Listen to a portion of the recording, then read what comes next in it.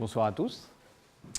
Comme Fabien l'a dit, j'ai été un de ses anciens étudiants et je vais essayer d'honorer ce qu'il vient de dire sur moi. Je vais vous présenter une partie de mon travail.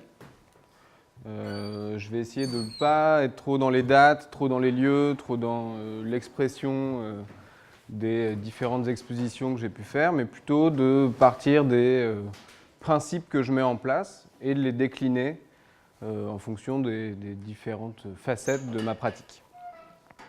Et pour commencer, je voudrais vous présenter en fait une sorte d'équation qui serait un peu la problématique sur laquelle je travaille depuis quelques années et qui serait en fait, ce qui est là, c'est l'idée de partir d'un original, dont je ne suis pas l'auteur, qui serait un objet, une œuvre avec une signature. Et de cet objet, il existe en général une image, qu'on peut appeler l'image de l'œuvre, c'est l'image qui en a été faite pour sa diffusion. Et ensuite, souvent, on se retrouve avec cette image reproduite dans un ouvrage. L'ouvrage est ce médium qui permet la connaissance de l'œuvre.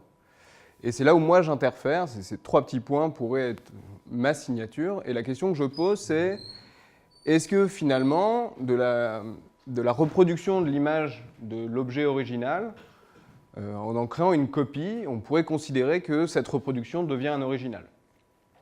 Et en fait, ma pratique consiste à développer un processus pour arriver à cette fin. En tout cas, à interroger cette valeur de la reproduction de l'image originale. Ce que j'ai essayé de faire, c'est d'expliquer un petit peu comment je procède. C'est-à-dire qu'en général, je pars de cette image provenant d'un livre, que je considère comme étant donc, un objet, c'est une image imprimée, et du coup, je me l'approprie en quelque sorte, sans en dire que j'en suis l'auteur, ce n'est pas du plagiat, c'est je pars de l'image de la reproduction de l'œuvre comme étant un objet original. Je le décline par différents moyens, ou en tout cas par différentes pratiques. Ça va de l'installation, du dispositif, de la reproduction, de la performativité de la publication, et ainsi de suite. C'est là où je rentrerai dans le détail après. Et du coup, par ces petites modifications, en tout cas par cette revalorisation de l'image imprimée comme image de l'œuvre, j'en crée une historicité, en tout cas un pouvoir à devenir une nouvelle œuvre. Et donc il y a un peu cette idée de la collaboration, mais sans l'être, puisque l'auteur de l'œuvre originale n'est pas nécessairement au courant. Et en tout cas, il y a un phénomène d'appropriation qui se met en place et que j'essaye de diffuser ensuite sous une nouvelle forme. Et du coup, j'aimerais vous parler d'un bureau de recherche que j'ai créé qui s'appelle The Office of Gravitational Documents. Alors, je vous expliquerai pourquoi il est en anglais. Quand j'en parle, je parle du bureau des documents gravitationnels, puisque c'est ma langue. Et le principe de ce bureau, c'est de rentrer dans la dimension du processus et des protocoles comme création de l'œuvre.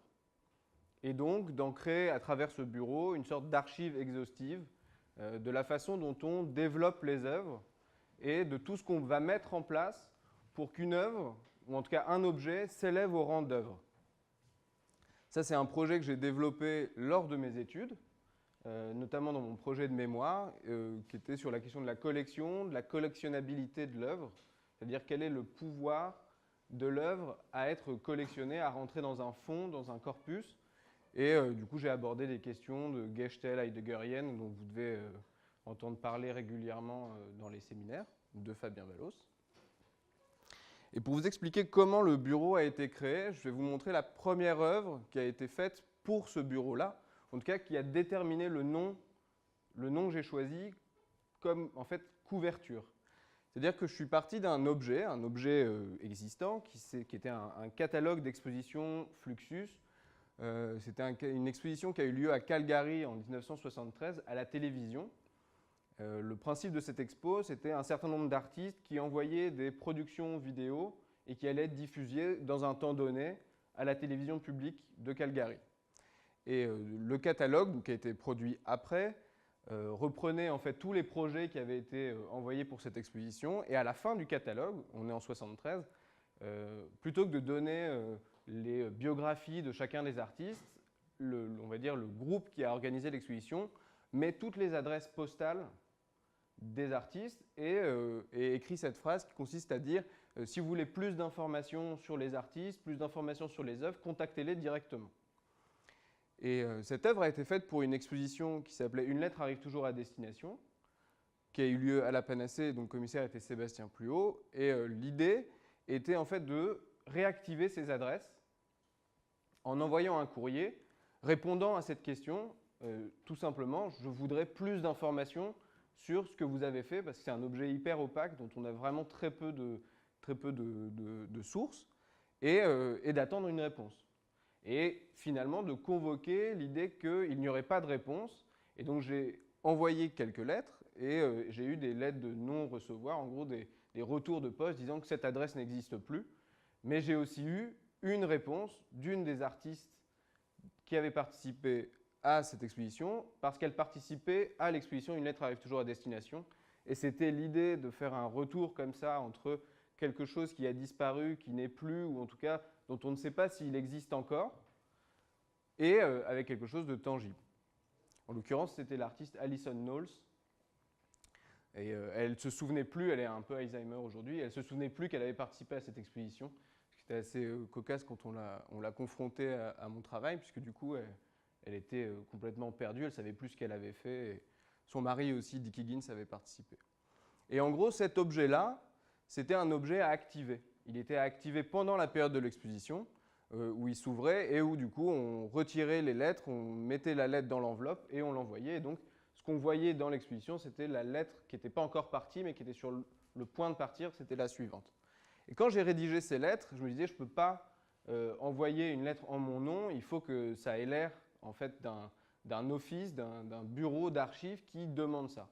Et donc, j'ai eu l'idée de créer ce bureau des documents gravitationnels comme structure permettant en fait une certaine légitimité. Je me suis toujours posé ces questions-là. Quelle est la légitimité d'un être humain à créer des œuvres, à créer des objets, et à les élever, à les mettre dans des musées, dans des institutions, et à en faire du commerce, et ainsi de suite. Et du coup, je trouvais que l'idée d'un bureau me permettait à la fois une couverture, mais je me suis rendu compte ensuite que ça me permettait de collaborer énormément avec d'autres personnes. Parce que du coup, dans les principes de collaboration, il y a toujours un premier nom, il y a toujours l'idée que c'est quelqu'un qui invite quelqu'un d'autre et ainsi de suite. Ou en tout cas, c'est un travail en commun, mais vous verrez pourquoi il y a parfois des collaborations avec 60 artistes. Et du coup, je ne suis pas commissaire, je participe et en même temps, on peut dire que c'est du commissariat, mais ça crée un objet derrière. Et donc cet objet-là, pour en revenir à cet objet-là en particulier, c'était un objet qui s'ouvrait et dont le principe était l'activation. Il n'existait que par l'activation, en sachant qu'on ne pouvait pas tourner les pages du catalogue puisqu'il était derrière une vitre. Ça, du coup, c'était pour la lettre qui a été envoyée aux artistes pour les inviter finalement à participer, et un exemple d'une page à l'intérieur de la proposition de Robert Filliou. Et là, du coup, c'était l'activation de la pièce lors d'une sorte de remake de l'exposition qui a eu lieu aux Beaux-Arts d'Angers.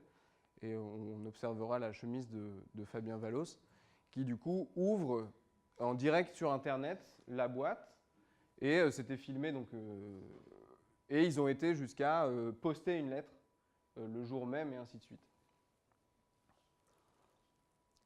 Et donc, dans cette démarche de collaboration et de transmission, puisque c'était un des phénomènes qui m'intéresse particulièrement, c'est comment est-ce qu'on fait transiter des messages et quel est le phénomène de traduction qui se met en place lorsqu'on envoie des éléments. Est-ce qu'on peut dire qu'il y a détérioration du message et ainsi de suite. J'ai développé un projet d'exposition qui s'est appelé Fax et qui a pris place dans une galerie rue des Archives à Paris, et dont le protocole que j'ai mis en place était d'inviter une quarantaine d'artistes à m'envoyer pendant toute la durée de l'exposition des documents qui du coup étaient en relation avec le travail en cours. Comme je vous ai dit, ce qui m'intéressait, c'était la question du processus, et donc l'idée était, à travers une exposition, de regrouper dans un temps donné la façon dont les artistes vont produire des objets ou produire de la pensée, artistes, chercheurs et théoriciens en l'occurrence ici, vont produire de la pensée et des objets, des images et ainsi de suite. Et donc, dans l'idée d'un lieu, d'un bureau, J'ai donc créé ce dispositif qui regroupait un fax et une photocopieuse.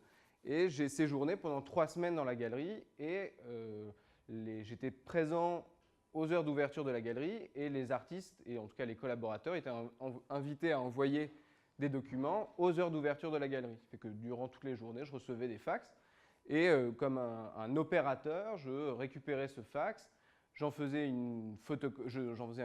mettais un coup de tampon pour authentifier en fait ce que je pourrais appeler un original, je le photocopiais et la photocopie allait dans un document de consultation et l'original allait se mettre dans une pochette nominative pour chaque artiste. Et du coup, au fur et à mesure de l'exposition, puisque les artistes étaient invités à envoyer plusieurs fax, on voyait une évolution comme ça de la façon dont les gens travaillent. Et c'était une manière de créer une sorte de corpus, de panel, de schéma des façons dont on peut construire une idée, mais de manière temporelle, durant une exposition. Et ce qui était aussi intéressant ici, pour ma part, en tout cas ce qui moi m'intéressait, c'était la notion de travail. C'est une des questions que je pose en règle générale et ça répond à un des phénomènes qui aussi m'intéresse particulièrement, qui est la question de la performativité de l'œuvre, en tout cas de la performance. Et c'était l'idée que lorsqu'on vient visiter l'exposition, on n'a pas la sensation de voir une œuvre finie, on voit en fait quelqu'un en train de réaliser une tâche. Et je laisse à supposer que c'est cette tâche-là qui pourrait faire œuvre. En tout cas, c'est ce processus de création qui ferait œuvre. Et donc, il y a toutes ces strates comme ça qui se mettent en place, où du coup, on est à la fois dans un espace où il y a des choses à voir, des choses figées, des choses en évolution, quelqu'un qui réalise une tâche, et à la fin, un objet qui réunit les différents documents qui ont été envoyés, et qui, lui, du coup, va être diffusé pour l'après-exposition. Mais finalement, le bureau n'est là que pour créer un objet après l'exposition.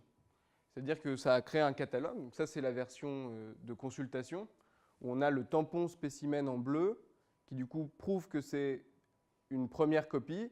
Or, le fax original a été juste numéroté. Donc sur le fax original, il y a un numéro qui est en bleu. Sur le spécimen, il y a un numéro, le tampon en bleu. Mais dans l'édition, on perd encore le bleu, puisque c'est des photocopies noir et blanc. Et donc là, on sait qu'on est sur la dernière reproduction, ce qui fait de cet objet-là un original. En tout cas, c'est pour en revenir à la première équation que je vous posais, c'était justement qu'est-ce qui fait original? Est-ce que c'est le fax? Est-ce que c'est l'objet qui m'a été envoyé, mais du coup du destinataire? Ou est-ce que c'est la copie, le catalogue, et ainsi de suite?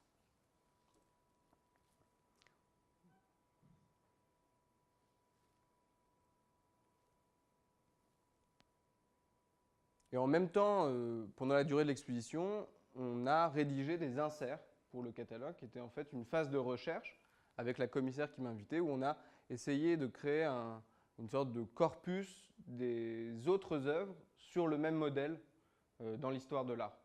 Donc ça allait des expositions de Seth Globe aux productions de Lucie Lippard, et il y avait Marcel Brouters pour le rapport au département des Aigles et le parallèle avec le bureau des documents gravitationnels, et ainsi de suite.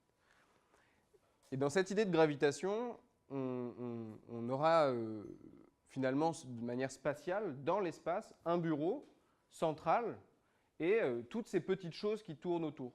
Donc, tous ces documents qui sont arrivés et qui, finalement, constituent ce que j'appellerais le hors-champ de la création, c'est-à-dire ce qu'on ne voit pas lorsqu'un objet est créé, lorsqu'une œuvre d'art est faite. Et c'est un des éléments qui donnera qui en tout cas moi me fascine, c'est presque l'idée d'une révélation. C'est révéler ce qu'on ne voit pas, ce qui est à côté, mais ce qui constitue l'essence d'une œuvre et ce qui détermine son processus. Et dans cette question, la question des processus et on va dire, l'auteur, de la signature d'une œuvre, j'ai travaillé avec un théoricien qui s'appelle Jean-Baptiste Carobolan. Je sais qu'il est venu faire une conférence ici et peut-être que certains l'ont entendu. Et avec ce théoricien, on s'est posé comme question de savoir qu'est-ce qu'un artiste aujourd'hui, qu'est-ce qu'il fait. Et du coup, on s'est posé comme objectif de proposer une définition de l'ontologie de l'artiste, une sorte challenge qu'on s'est lancé. Et pour ça, on est parti d'une pensée de Walter Benjamin qu'il a développée dans l'origine du drame baroque allemand, qui était que l'artiste dépendrait de la planète Saturne, planète des poètes et des mélancoliques. Et cette idée a couru jusqu'à la fin du 19e, début 20e. Et nous, ce qu'on a essayé de dire, c'est que c'était fini, en fait. L'artiste, aujourd'hui, c'est plus un mélancolique qui travaille tout seul dans son atelier et qui est pris de désir et de romance et qui va produire d'un geste fou une œuvre, mais que ça serait plutôt un être calculateur, mathématique, un être du flux, en fait, qui va produire son propre scandale, qui va développer sa pratique dans un modèle très calculé et très méthodique. Et pour ça, on s'est dit qu'il fallait rapprocher l'artiste de la planète Neptune, qui est du coup la planète du flux, de l'agitation, de la tempête, mais de la tempête dans le sens agitation, en tout cas profusion.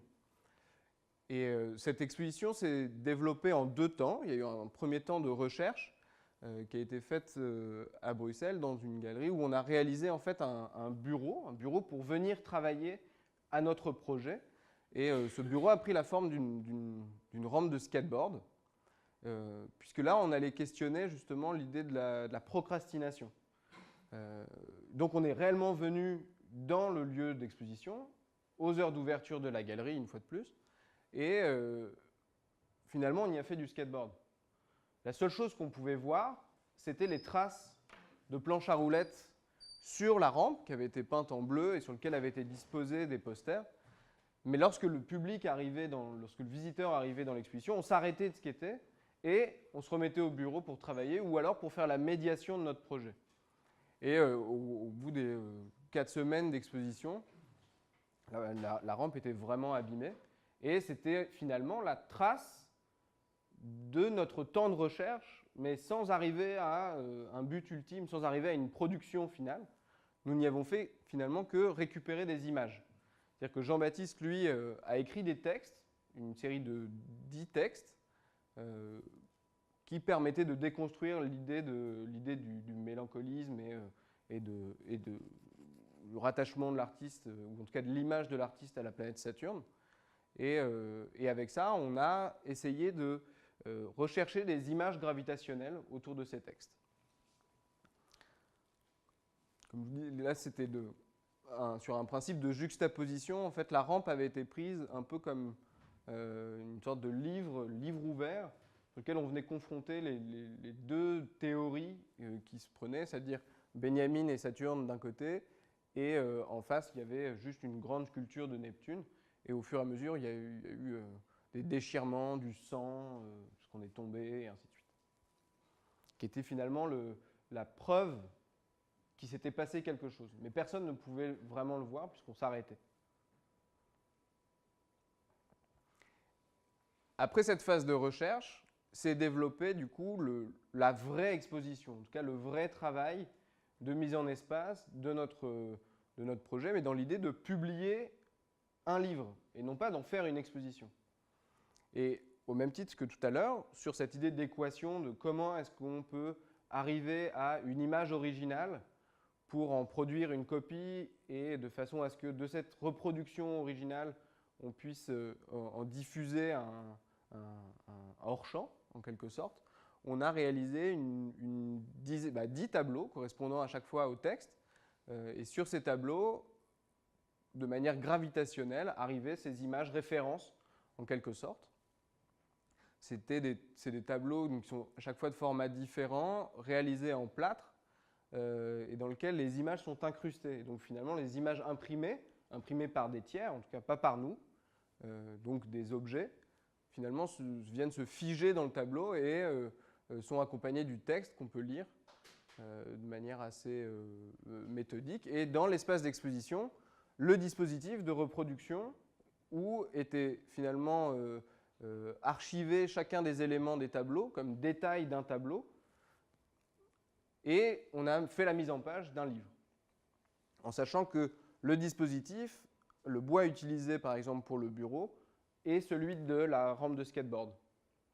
Donc les plateaux sont, vraiment cette courbe qu'on avait utilisée, les montants exactement les montants utilisés pour la rampe. Et au fur et à mesure de l'exposition, on était donc une fois de plus dans la galerie pendant le temps de travail. Ce qu'on montrait, c'était du temps de travail finalement. On imprimait au fur et à mesure l'évolution de la publication.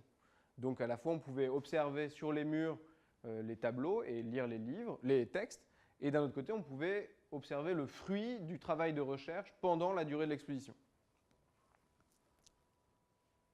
Le fait d'encastrer les éléments, en fait, de les figer comme ça dans des tableaux en plâtre, c'était une manière donc de valider, en tout cas de poser la question du droit d'auteur aussi sur une image et sur un objet.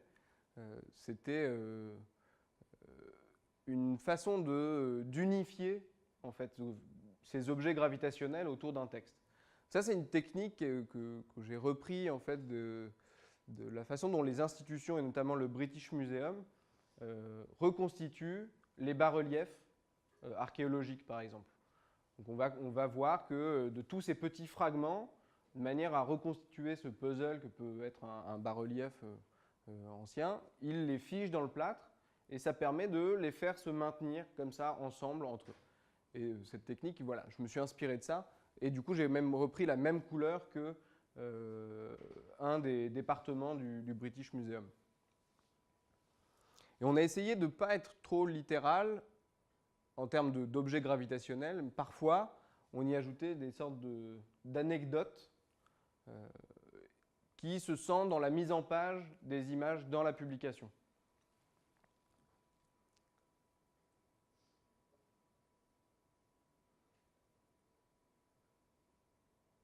Là, par exemple, c'est un texte sur la question du conceptuel et de la zone administrative dans l'atelier, et d'essayer de produire en fait du concept à travers une esthétique administrative. Donc on fait référence à des textes, notamment au texte de Benjamin Buchloh sur la question de l'esthétique administrative. Il y a c'est Anne Darboven aussi sur la question de l'organisation des images, et Saint Jérôme dans son cabinet, qui du coup est la zone de travail. Et Walter Benjamin en train de travailler également. Et le dernier jour de l'exposition, on a lancé la publication.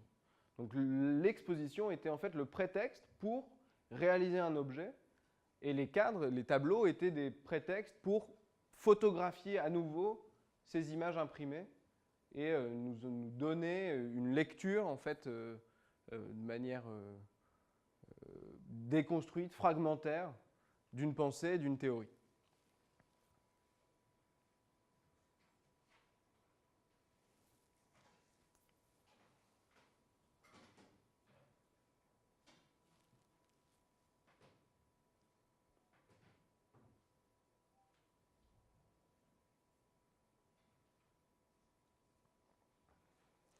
Toujours dans le cadre du bureau des documents gravitationnels, et sur cette idée de mettre en scène le travail, j'ai également été invité à produire une sorte de catalogue pour l'exposition The House of Dust, qui a eu lieu au CNAI il y a 2 ans maintenant,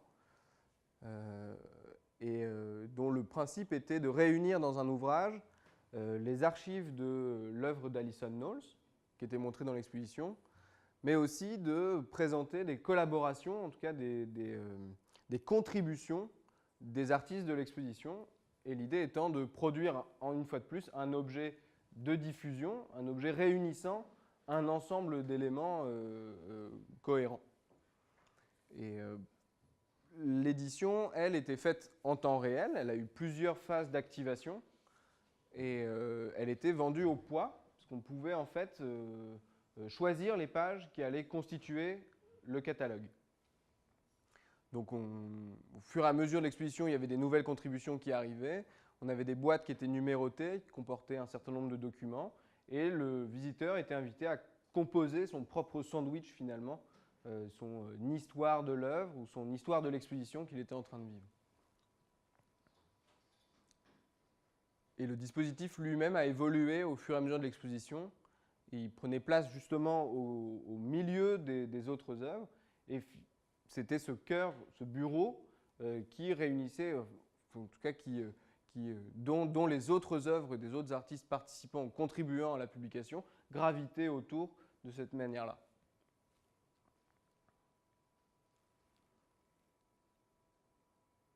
Donc ça pose aussi la question de l'archive, puisque du coup, on republiait des images qui avaient déjà été publiées, qui avaient déjà été diffusées, mais on les publiait d'une nouvelle manière en quelque sorte, puisqu'elles étaient le fruit d'un travail. Et elles étaient, on va dire, en quelque sorte modifiées par à la fois le contexte de l'exposition et le protocole qui avait été envoyé aux artistes théoriciens contributeurs à la publication.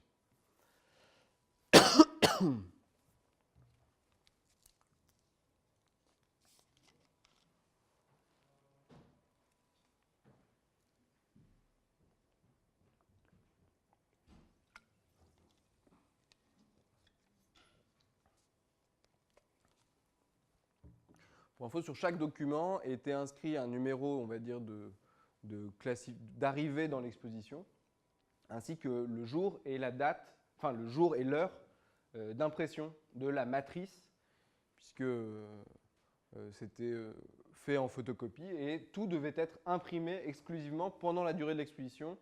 Et à la fois, c'était la première fois que je laissais, on va dire, les médiateurs du lieu prendre ma place, mais parce qu'il fallait que dans le bureau, quelqu'un travaille, quelqu'un réalise une tâche.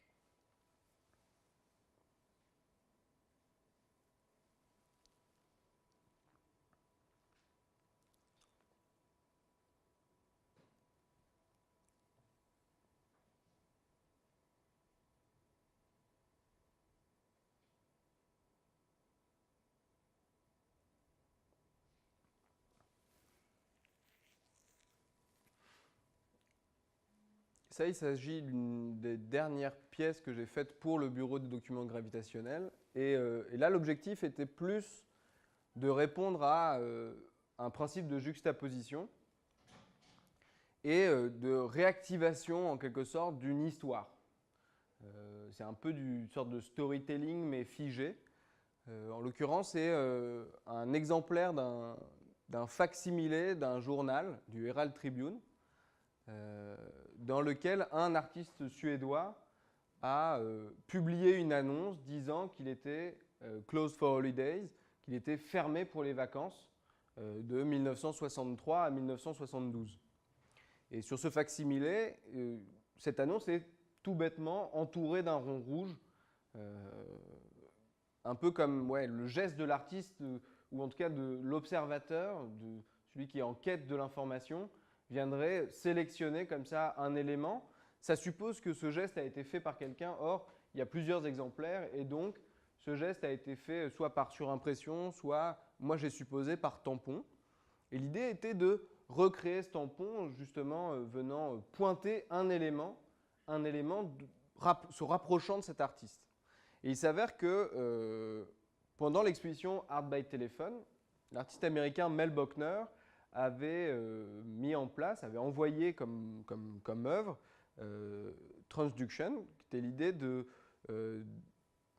d'envoyer un texte sur son travail écrit par un théoricien et de le faire traduire d'une langue à une autre.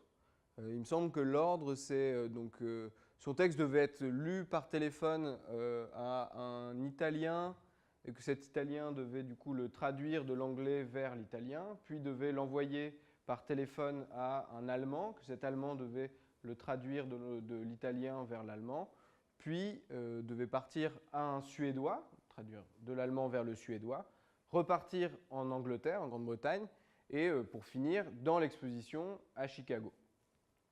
Or, ce Suédois, c'était Carl Fredrik Rutterswärd, qui était fermé pour les vacances.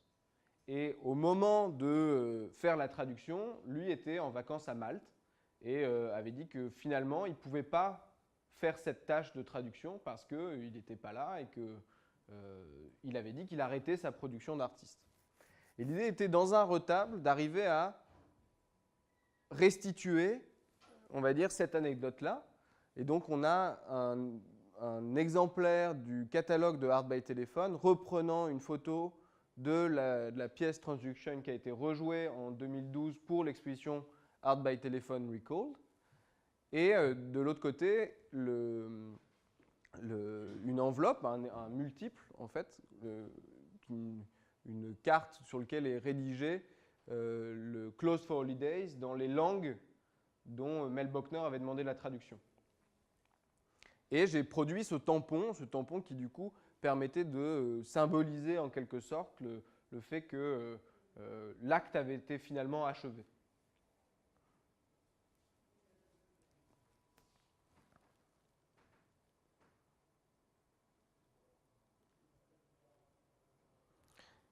Dans le cadre du bureau des documents gravitationnels, je vous parlais tout à l'heure de l'idée de la collaboration. En l'occurrence, là, c'est une publication qui a été faite ici, à l'école, avec un groupe d'étudiants, où j'avais transmis au préalable un protocole leur demandant de sélectionner un certain nombre d'œuvres d'art dont on pouvait dire qu'elles avaient fait scandale. Et une fois que j'étais arrivé pendant le workshop, on a discuté en fait de qu'est-ce qu'était une œuvre scandale, de quel était le calcul fait par les artistes finalement pour générer leur propre scandale. Et on en a produit une publication qui du coup est rentrée à la fois dans le fond du bureau, puisque du coup elle retraçait l'idée d'un processus fait par d'autres artistes pour arriver à leur propre célébrité, ou en tout cas à leur propre destruction aussi parfois. Et là, c'est un autre workshop qui a été fait à Bruxelles avec les étudiants de l'Académie royale des beaux-arts, où cette fois, c'était les œuvres d'art disparues. Et du coup, c'était cette idée que, à travers l'image d'une œuvre d'art disparue, puisque la seule trace de l'œuvre, c'est l'image qui nous en reste, comment est-ce qu'on peut en produire une nouvelle forme pour créer on va dire, une sorte de rediffusion, en tout cas de la rémanence, l'idée que l'œuvre d'art n'est pas réellement disparue, puisque son image résiste, elle permet d'en diffuser une sorte de souvenir qui, lui, ne disparaîtra pas grâce à son image. Et dans ce principe-là, dans ce principe de l'image d'un objet permettant, on va dire, l'existence éternelle en quelque sorte d'un objet.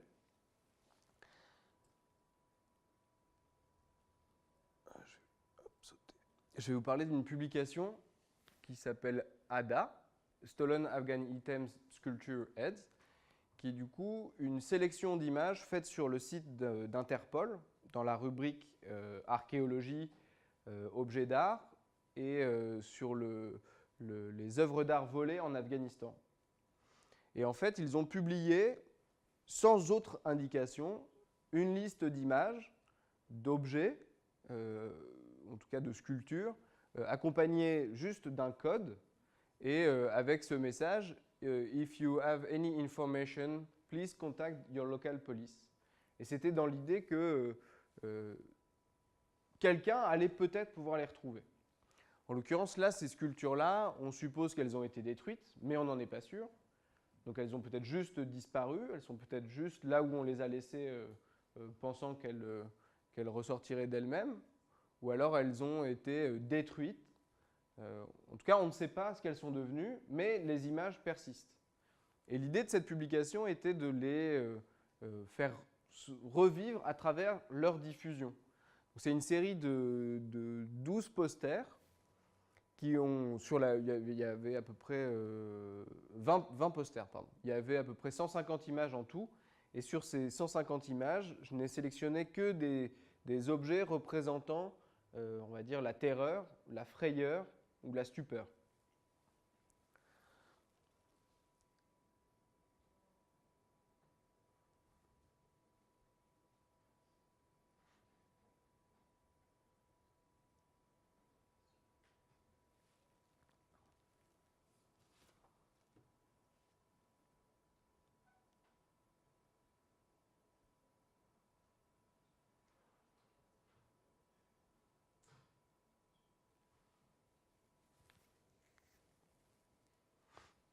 finalement, ce qui m'intéresse à travers ces objets-là, ce n'est pas tant de proposer une théorie figée sur laquelle j'ai une réponse, c'est plutôt de poser la question, d'interroger. Et notamment, est-ce qu'on pourrait dire alors que dès lors que ces images ont été reproduites, que ces objets sont visibles à nouveau, ailleurs que sur un site internet, ailleurs que dans un fichier de police ou mélangé parmi 6 ou 7 000 images d'œuvres d'art volées ou disparues ou détruites, en tout cas qu'on continue à chercher. Est-ce que juste ces images-là suffisent à la pérennité presque de l'œuvre d'art? Je n'ai pas de réponse, mais je tends à croire que ça crée un autre objet en fait. Ça crée autre chose. Je ne me l'approprie pas en tant que tel, j'en propose juste l'image à nouveau.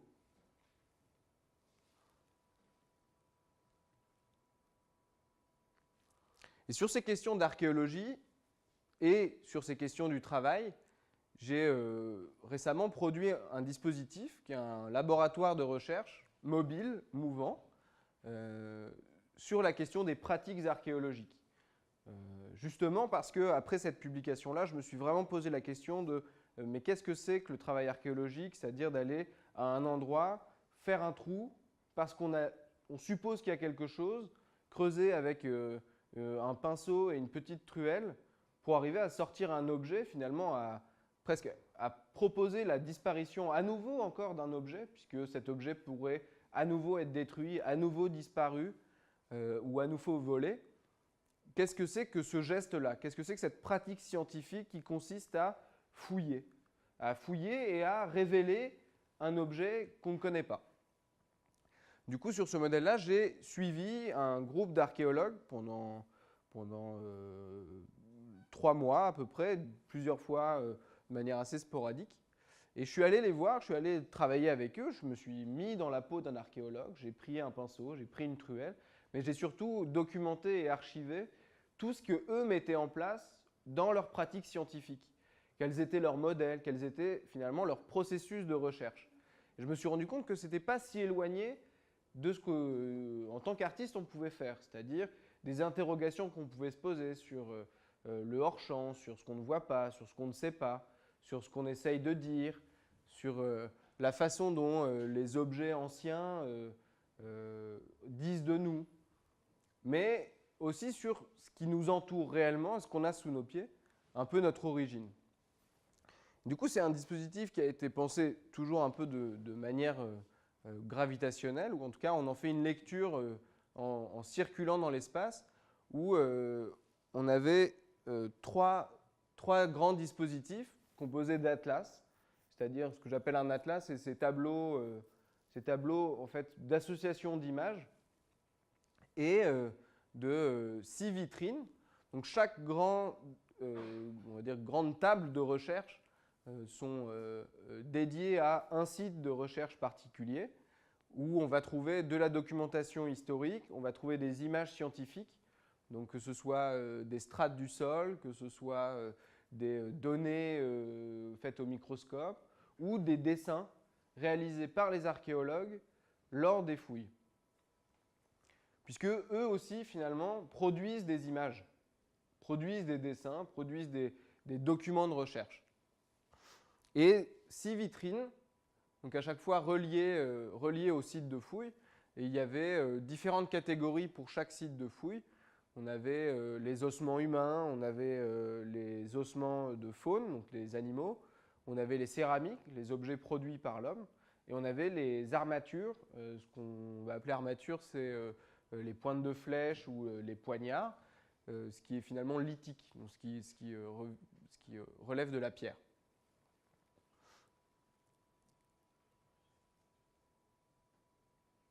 Donc cette fois, il n'y avait pas de travail à proprement dit mis en scène, mais il y avait le relevé d'une phase de recherche et c'était eux qui avaient travaillé. Et c'est ça que j'essayais de révéler dans cette exposition, c'était comment un groupe d'êtres humains va se mettre ensemble pour aller fouiller un site mortuaire, un dolmen, se mettre à 4 pattes et pendant 3 semaines, sortir des objets de manière assez méthodique, pour que finalement ne soit révélé dans un musée d'archéologie qu'un mini fragment de ce qu'ils ont trouvé. On va dire que ce qui a de la valeur, donc ça va être les poignards, ça va être des choses un peu pédagogiques. Et moi, ce que j'ai essayé de montrer dans les vitrines, c'était l'inverse. C'est tout ce qu'on ne voit pas dans les musées d'archéologie. C'est les micro-fragments d'os qui sont inclassables. C'est les pointes de flèches cassées. C'est les crânes dont il nous manque trop d'éléments pour en reconstituer un et donc déterminer qu'il est beau à voir. Et ces éléments, finalement, restent toujours dans les laboratoires. Donc c'est ces éléments-là qui m'intéressaient parce qu'ils représentaient vraiment le hors-champ de la recherche scientifique appliquée à l'archéologie.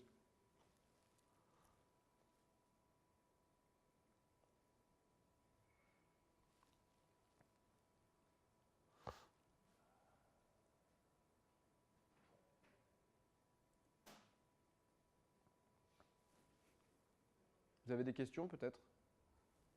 Je continue.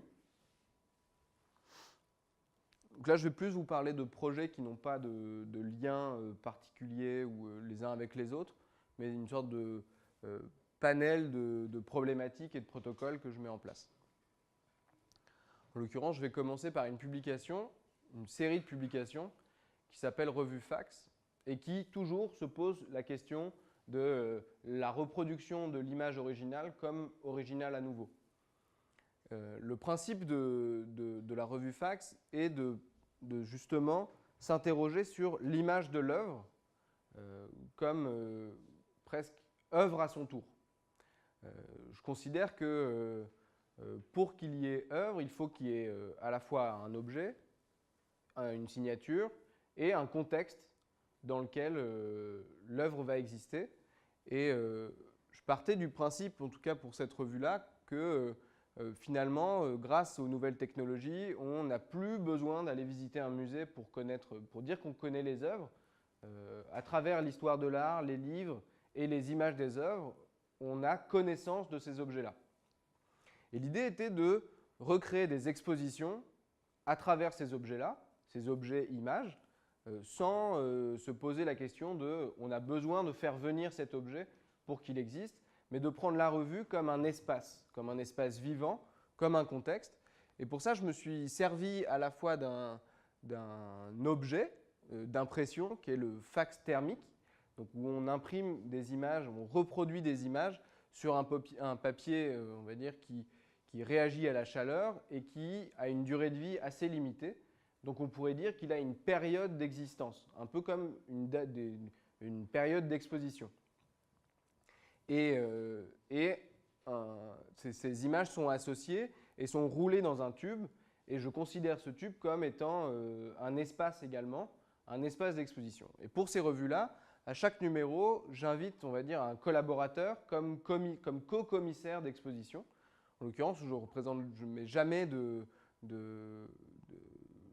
d'image de mes propres travaux, mais l'idée est de réaliser en quelque sorte une exposition de rêve, où on peut ne pas se poser de questions sur qui on va inviter et créer des associations complètement spécifiques, mais sans problématique ni de lieu, ni d'institution, ni de transport d'œuvres et ainsi de suite.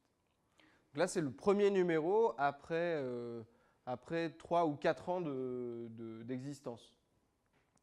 Et ces publications sont réalisées lors de performances où du coup, ce qui est donné à voir à ce moment-là, c'est quelqu'un qui, bêtement, va reproduire à la chaîne des images, en sachant qu'il faut 20 minutes pour faire une publication et que la machine fait du bruit. C'est juste un petit téléphone et ça me permet, moi, de me déplacer avec mon médium d'impression, en quelque sorte. Et je rattache au maximum le lieu où les publications sont faites à une sorte de zone de confort, presque. C'est-à-dire que le lieu dans lequel l'édition, la publication est imprimée fait office de cloche, en quelque sorte. Je ne sais pas trop comment le formuler. Chaque élément, chaque page, comme elle va être amenée à disparaître, est tamponnée et à la fin, ça devient des revues de pages blanches. En tout cas, je suppose que ça deviendra des revues de pages blanches ou de pages jaunâtres puisque l'image disparaîtra.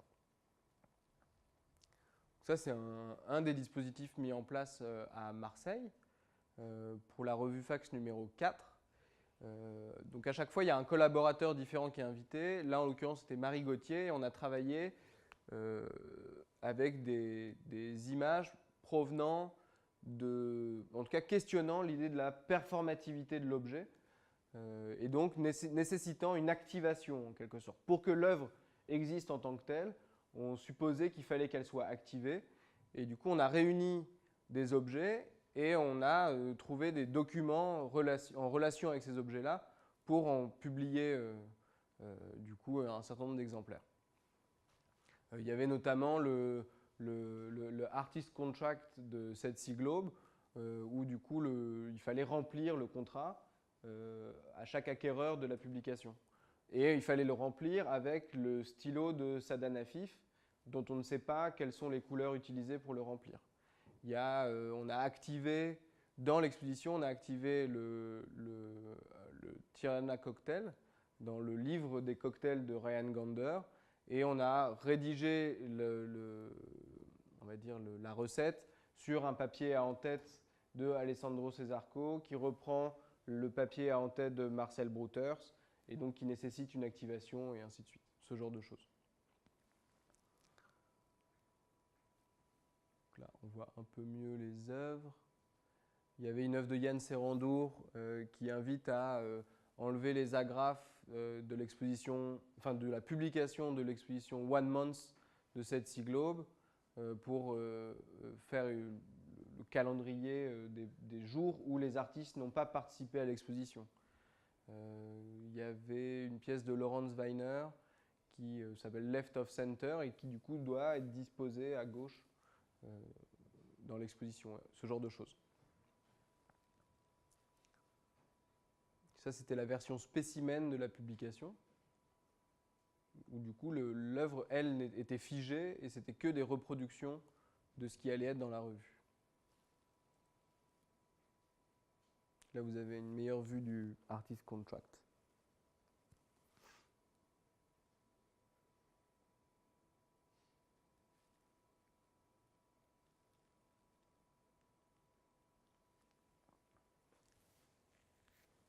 Alors, ce que je vous ai présenté tout à l'heure dans la rampe de skateboard, donc ces images qui étaient collées sur la rampe, en fait, ce principe de disposition des images, c'est quelque chose que j'ai développé dans un projet qui s'appelle An Exhibition in a Frame, qui part du principe qu'en recréant un espace dans une sorte de vitrine, en tout cas un espace dans l'espace, on peut, avec des images, recréer des objets, en fait.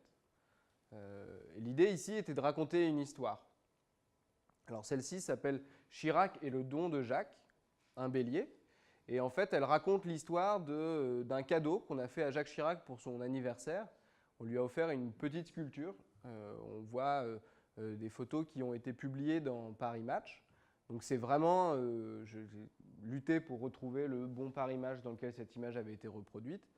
Et elle est mise en face d'une carte postale qui provient du musée d'archéologie de Bamako.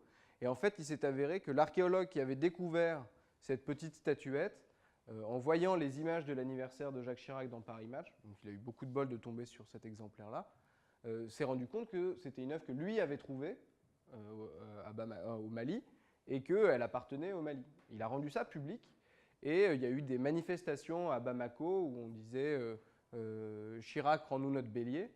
Et finalement, après une sorte de micro-polémique, le bélier la statuette a été rendue au musée d'archéologie de Bamako, mais non pas comme on a fait une erreur, on vous rend cet objet-là, mais comme un don. Et donc sous la petite statuette, il y a ce don de Jacques Chirac qui est noté.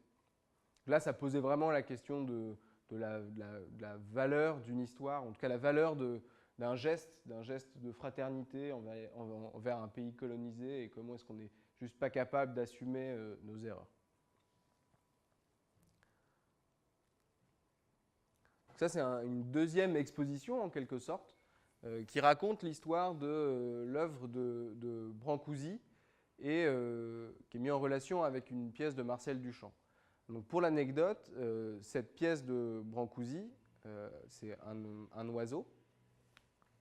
Oiseau dans l'espace, voilà. C'est Oiseau dans l'espace de Brancusi, et en fait elle part aux États-Unis dans un container pour une exposition, une des plus grosses expositions de Brancusi aux États-Unis. Et lorsque l'œuvre arrive aux douanes de New York, les douaniers expliquent qu'en fait il y a un droit de douane pour les objets qui ne sont pas des œuvres d'art, par exemple.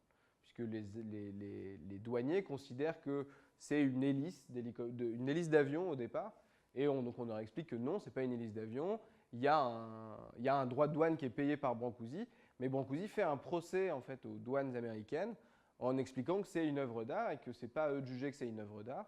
Et lors du procès, et ça a fait jurisprudence, lors du procès, en fait, c'est joué la redéfinition de ce qu'était une œuvre d'art. Il y a eu des détracteurs qui ont dit qu'une œuvre d'art devait représenter fidèlement ce qu'était le réel. Et après, il y a tous ceux qui sont venus pour dire non, une œuvre d'art, finalement, c'est un objet déterminé par quelqu'un, et ainsi de suite. En tout cas, on a essayé d'en faire une définition, et il s'avère que c'est en quelque sorte la première définition juridique de ce qu'est une œuvre d'art. Et pour l'anecdote, le juge, à la fin, lorsqu'il a rendu son verdict, puisque la question avait été posée pour Oiseau dans l'espace, est-ce que c'est un oiseau? Est-ce que ça représente un oiseau? Est-ce qu'on peut dire que ça représente un oiseau? Il y avait oui, non, et le juge a dit « It's a bird », c'est un oiseau. Et donc ça y est, c'était validé, la représentation de l'oiseau par Brancusi était validée comme étant une œuvre d'art, et l'exposition de Brancusi a été un succès. Et ce qui est, pour l'anecdote, assez drôle, c'est que l'homme qui a accompagné en tout cas l'œuvre dans le paquebot, c'est Marcel Duchamp.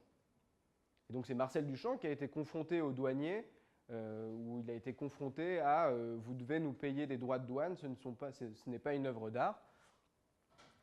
Et du coup, ce qui s'est joué ensuite pour Marcel Duchamp, à peu près à la même période, c'est une commande faite par des collectionneuses américaines d'une œuvre de lui, et il a fait cette pièce, dont j'ai oublié le nom. C'est Why Not Sneeze, voilà. Donc c'est des cubes de... Je ne sais même plus ce que c'est d'ailleurs. C'est un os de sèche, je crois, dans une cage à oiseaux. C'est une pièce assez complexe. Et les collectionneuses ont dit c'est trop moche, c'est pas une œuvre, on n'en veut pas. Et donc c'était l'histoire de ces deux œuvres qui arrivent aux États-Unis et dont on leur dit que ce ne sont pas des œuvres d'art. Alors après, on est en 1928, je crois, donc c'est sûr que c'était un peu nouveau pour les États-Unis, mais finalement c'était nouveau pour le monde entier. Et donc ça racontait cette anecdote en fait de la définition de l'œuvre d'art.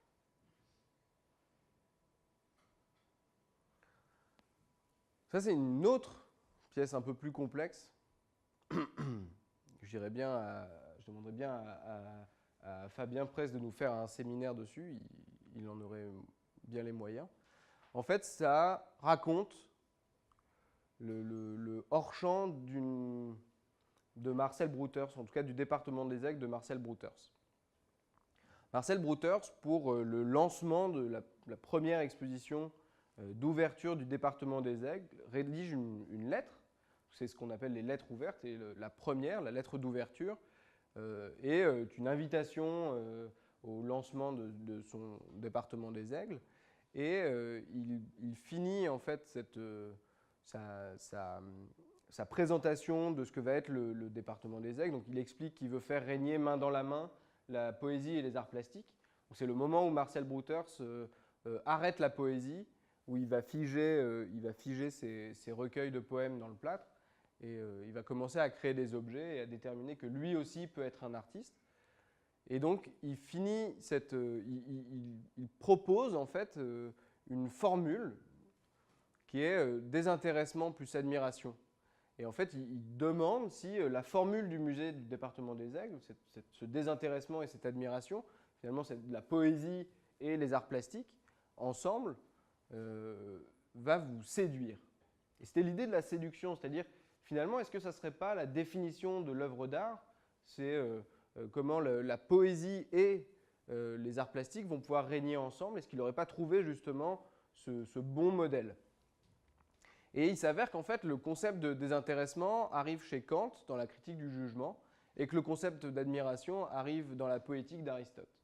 L'idée était comment repartir de ces deux concepts, ce qui va séduire le visiteur dans l'œuvre d'art, dans un seul et même lieu. Et donc, à nouveau, j'essaye de proposer, en tout cas de réinterpréter la définition que fait Brouters de ce qu'est une œuvre d'art.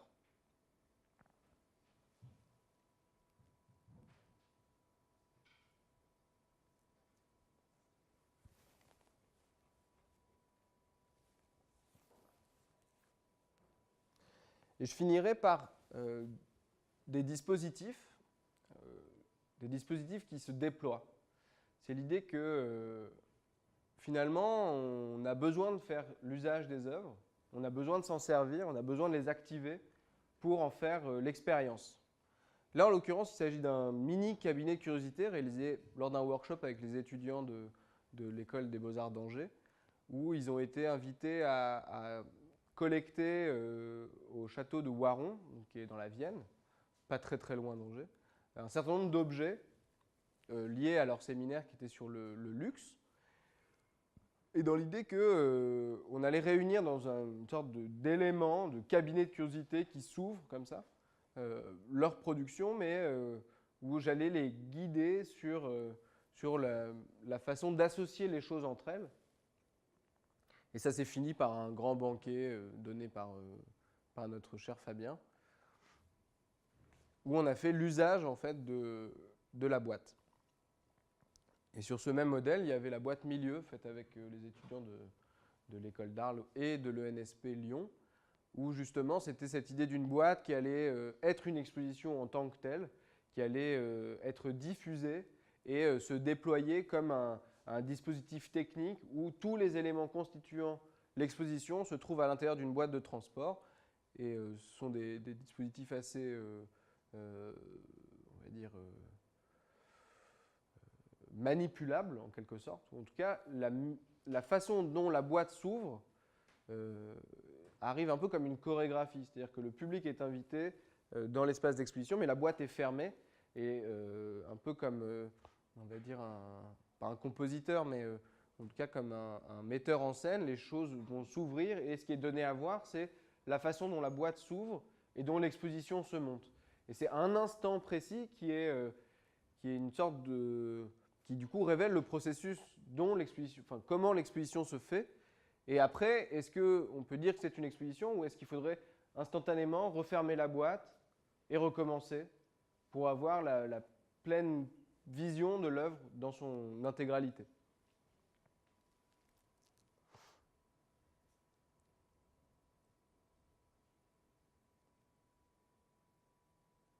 Et ça agira plutôt comme une sorte de conclusion sur la question de la reproduction de l'image comme image originale. Et donc dont la façon dont les choses se juxtaposent côte à côte et racontent une histoire à leur tour.